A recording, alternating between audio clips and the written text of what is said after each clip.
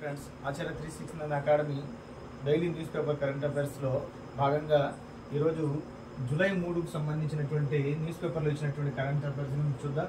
So దాంట్లో భాగంగా మనకు సిడ్నీపై తుఫాన్ బాంబు అనేటువంటి శీర్షికతోటి ఒకటి వచ్చింది.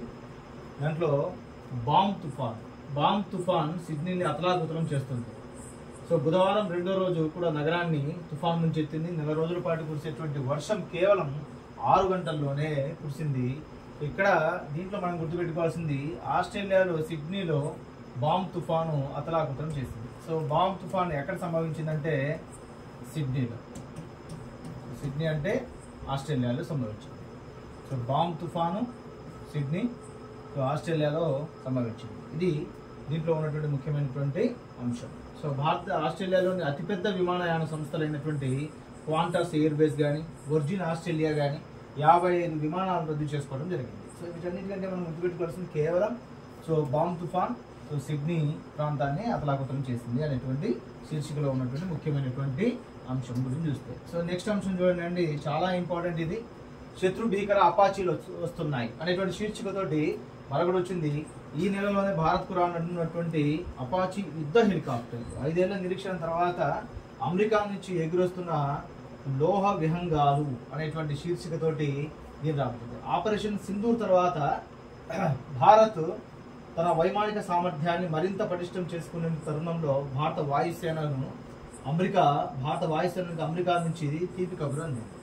సో ఇక్కడ మనం దీనికి సంబంధించినటువంటి అంశాల గురించి ముఖ్యమైనటువంటి అంశాల గురించి మనం చూస్తే భారత్కు రానున్న శత్రు భీకర అపాచీ యుద్ధ హెలికాప్టర్లు. ఏంటి యుద్ధ హెలికాప్టర్లు? ఏ దేశంతో?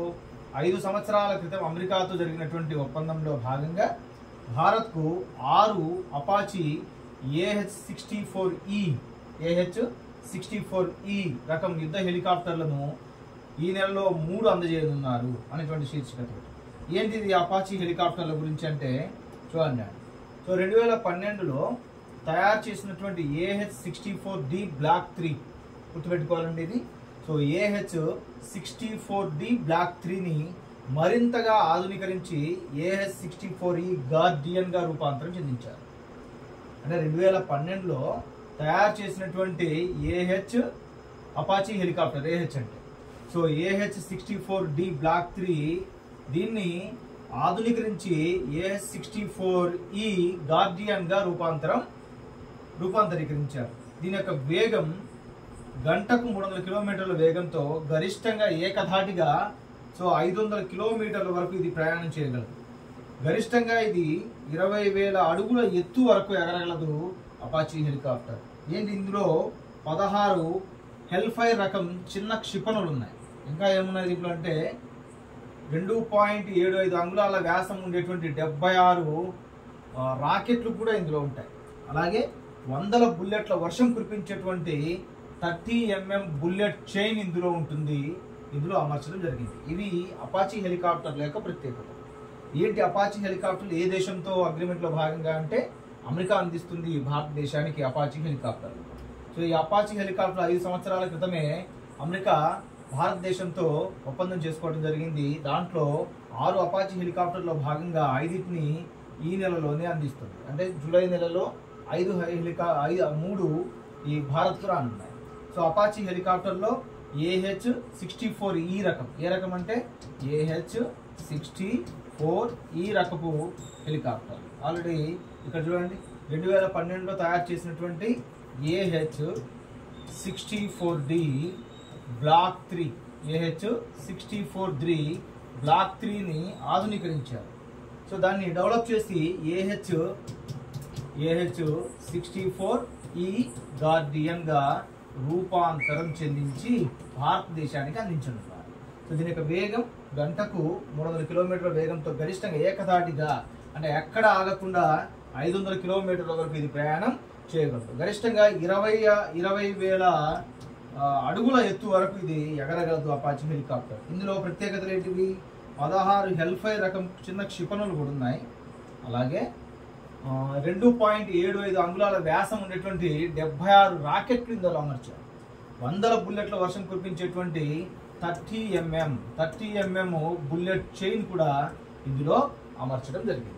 ఇవి అపాచీ హెలికాప్టర్ల గురించి మనం చూస్తే సో నెక్స్ట్ ఉన్నటువంటి అంశాన్ని గురించి పరిశీలిస్తే చూడండి, ఒకే ఒక్కటి సినిమా మనకందరికి గుర్తుంటుందండి. ఒకే ఒక్కటిలో ముఖ్యమంత్రి పాత్రధారి రఘువరన్ ఏమంటాడంటే, రమ్ముంటే ఒక్కరోజు సీఎంగా ఉండండి అని సవాల్ విసురుతారు. దాంట్లో భాగంగా ఇక్కడ కథానాయకుడు అయినటువంటి అర్జున్ ఆ సవాల్ని స్వీకరించి ఒక్కరోజు సీఎంగా చేస్తారు. సో అలాంటి సంఘటన మనకు థాయిలాండ్లో సంభవించింది. ఏంటిదంటే, థాయిలాండ్లో ఒక్కరోజు ప్రధానిగా బాధ్యతలు స్వీకరించినటువంటి రవాణా శాఖ మంత్రి సూర్య జుగ్రుంగ్ రియాంగ్కిట్ చూడండి, థాయిలాండ్లో ఒక్కరోజు ప్రధానిగా బాధ్యతలు స్వీకరించిన రవాణా మంత్రి సూర్య జుగ్రుంగ్ రియాంగ్కిట్.